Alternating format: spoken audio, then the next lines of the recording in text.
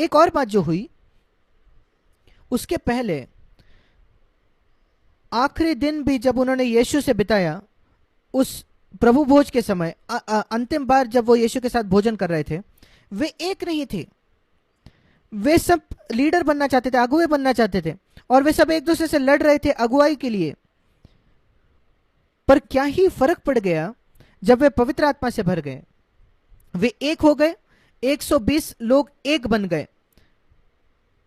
वो अलग अलग लोग थे, वो अग्नि में जल गए, ऐसे अग्नि जो कई नदियां उसको बुझा नहीं सकी। पर उसी के साथ ये अग्नि जो थी, इन्होंने उस अग्नि ने इन 120 लोगों को जलाकर एक शरीर बना दिया। 120 मानो लोहे के टुकड़े हैं, सारे लोहे के मजबूत टुकड़े हैं, उसको भट्टी में डाल दिया जाता है और वो एक टुकड़ा बनकर बाहर आता है। उसको आप अलग नहीं कर सकते। ये 120 लोहे के टुकड़े एक हो गए थे। ये दूसरी बात है जो होती है बपतिस्मा के द्वारा। बपतिस्मा मतलब डुबाया जाना। बैप्टाइज ये एक यूनानी शब्द है, इसका मतलब है डुबाना। हम लोगों को पानी में डुबाते हैं, उसको कहता है बपतिस्मा। और पवित्र आत्मा में डुबाना मतलब पवित्र आत्मा से भरना, एक झरने के नीचे खड़ा रहना, आप डूब जाते हो। स्वर्ग से झरना जो पवित्र आत्मा है। और इसलिए जब उन्होंने इसका अनुभव किया, यहां लिखा है ये अद्भुत शब्द, प्रेरितों के काम 2 अध्याय, जब पतरस खड़ा हुआ, वो अकेला नहीं खड़ा था।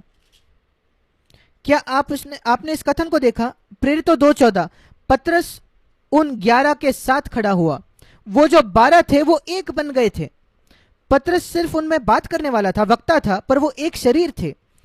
जैसा मुंह बात करता है पर पूरे शरीर उसके साथ काम कर रही है, और मुंह बात करता है, पतरस केवल मुंह था। ये अद्भुत है पवित्र आत्मा की भरपूरी क्या करता है। हमारी कलीसियाएं ऐसी होनी चाहिए।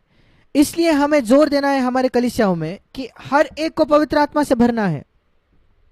दुख की बात है, कई मसीह जो है वो संतुष्ट है उससे बहुत कम पाकर। उनके पास नहीं है, उनके पास अग्नि की जीभ नहीं है, उनकी बातचीत पर कोई नियंत्रण नहीं है, पर वे बहुत खुश है। वो जैसे है वैसे ही खुश है वे। और अगर आप खुश है तो आप कभी विकास नहीं करोगे उस मनुष्य के जैसे। वो अपने पापी जीवन में खुश है, वो मरता है और नरक में जाता है। आपको एक लालसा होनी चाहिए पाप से मुड़ने में, मसीह के पास आने में और उद्धार पाने में। बिल्कुल वैसे ही आपको अपने हारे हुए जीवन से तंग होना होगा जब आप परमेश्वर को सामर्थ के लिए खोजोगे। आपके हियाव की कमी से, आपके नियंत्रण पर, आपके जबान पर नियंत्रण नहीं है उसके कमी से, आपके विचारों पर नियंत्रण नहीं है उसकी कमी से, और लोगों से आप प्रेम नहीं कर पाते, ये दूसरी बात है। यीशु मसीह ने कहा, सब मनुष्य जानेंगे कि आप मेरे शिष्य हो जब आप एक दूसरे से प्रेम करते हो। अगर आप पाते हो कि आपके अंदर क्षमता नहीं है किसी को क्षमा करने में जिसने आपको बहुत बुरी तरीके से चोट पहुंचाई है, क्या आप जानते हो आपकी क्या जरूरत है? 10 संदेश नहीं क्षमा करने पर, पवित्र आत्मा से भरना आपकी जरूरत है। हम पढ़ते रोमियो की पत्री उसका 5वां अध्याय। मेरा यह विश्वास है कि यह प्राथमिक चिन्ह है पवित्र आत्मा से भरने का। मैं जानता हूं कुछ मसीह कहता है कि अन्य भाषा में बात करना यह चिन्ह है। नहीं, वो चिन्ह नहीं है। अन्य भाषा में बात करना यह एक वरदान है, परमेश्वर कुछ लोगों को देता है। यह एक उपयोगी वरदान है, परमेश्वर ने मुझे दिया 46 वर्षों पहले। मैं उसको नहीं खोज रहा था, उसने मुझे दिया, और मैं उसको अपने निजी परमेश्वर से बात करने में इस्तेमाल करता हूं, सार्वजनिक तौर पर नहीं। पर यह सबसे बड़ी बात नहीं है मेरे जीवन में। मेरे जीवन में सबसे बड़ी बात यह है रोमियो 5:5, पवित्र आत्मा जब हमारे हृदयों में उंडेला जाता है, परमेश्वर का प्रेम हमारे मन, मेरे दिल को भर देता है, मेरे हृदय को भरता है। वो है जो मैं खोजता हूं।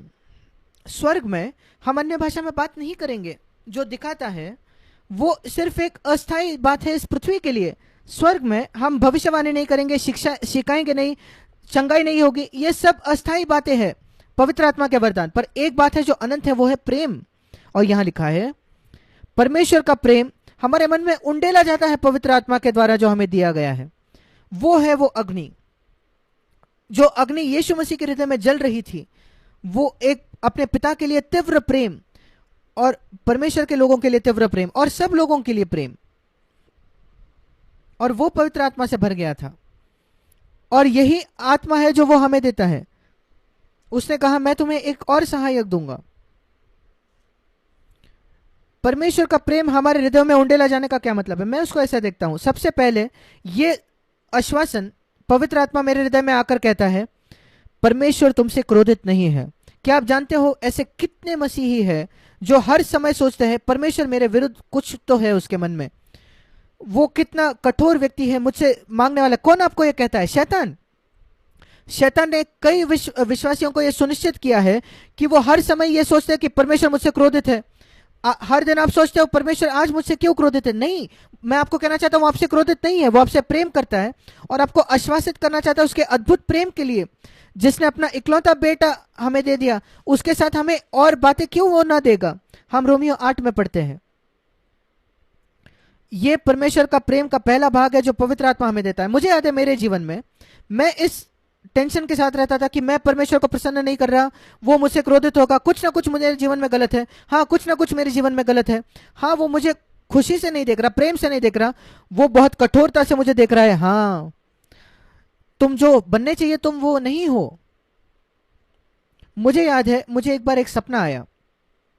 उस सपने में मैंने देखा अपने आप को, मैं एक सभा से वापस आ रहा था जहां मैंने प्रचार किया था। मैं उस घर में आ रहा था जहां मैं रह रहा था कहीं दूर पर, और मुझे लगा कि मैंने अपने पूरे हृदय को उंडेल दिया था। मैंने अपनी सबसे अच्छी कोशिश की थी प्रचार करके, और मेरे पीछे से मैंने एक आवाज सुनी कि यह पर्याप्त अच्छा नहीं है, यह पर्याप्त नहीं था। और मैं इतना निराश हो गया क्योंकि मैंने प्रभु की इतनी पूरे हृदय से सेवकाई की थी, और फिर प्रभु मुझसे कहता है कि यह अच्छा नहीं है। मैंने कहा प्रभु आप ये क्यों कह रहे हो? जब मैं आपसे आमने सामने बात करता हूं आप हमेशा मुझे प्रोत्साहित करते हो, पर जब आप पीछे से बात करते हो आप कहते हो कि यह पर्याप्त नहीं है। और प्रभु ने मुझे मेरे सपने में कहा पीछे मुड़कर देखो कौन बात कर रहा है। और मैंने पीछे मुड़ा और मैंने देखा वो शैतान था। कुछ काली काली एक बात जो भाग गई जैसे ही मैं पीछे मुड़ गया। मैंने उस दिन कुछ सीखा 45 वर्षों से पहले जो मैं कभी नहीं भूला हूं। जो आवाज आपसे कहती है कि ये अच्छा नहीं था, वो हर समय शैतान होता है। आपको लगता है कि वो पवित्र आत्मा है जो आपको चुनौती दे रहा है एक ऊंचे जीवन के लिए। नहीं, शैतान आपको निराश कर रहा है। आप माता पिता जो हमेशा अपने बच्चों को कहते हो नहीं ये अच्छा नहीं है, अच्छा नहीं है, वो शैतान की आवाज आपसे आ रही है, आप उसको जानो या ना जानो। परमेश्वर की आवाज बहुत अलग है, वो हमें प्रोत्साहित करता है। हाँ, वो अद्भुत था, महान था। हाँ, वो हमें चुनौती देगा अच्छा करने के लिए अगले समय। जैसे आप चाहते हो कि आपका बच्चा दूसरी कक्षा से तीसरी कक्षा में जाए, चौथी कक्षा, आप चाहते हो कि आपका बच्चा एक कक्षा से दूसरी कक्षा में जाए, वैसे ही परमेश्वर भी चाहता है। पर वो आपको ये नहीं कहते रहता कि ये अच्छा नहीं है, ये अच्छा नहीं है। नहीं, परमेश्वर ऐसा नहीं है।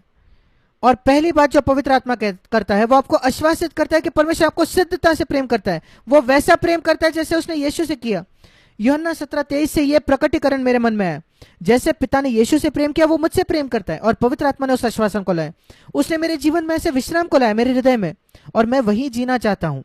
दूसरी बात, परमेश्वर का प्रेम हम में उंडेला जाता है। पहली नींव है परमेश्वर का मेरे लिए प्रेम, और दूसरा पवित्र आत्मा मेरे अंदर उत्पन्न करता है एक तीव्र प्रेम यीशु के लिए, और उसने उस अग्नि को मेरे हृदय में 46 वर्षों तक जारी रखा है।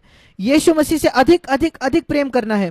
वो अग्नि जो है वो बढ़ते जाती है, ताकि आप जब जागे हो, रात के बीच में भी जब जगते हो, यीशु मसीह मैं आपसे प्रेम करता हूं, और आपका हृदय मसीह के लिए प्रेम से भर जाता है, और आप कुछ भी त्यागने के लिए तैयार हो इस संसार में।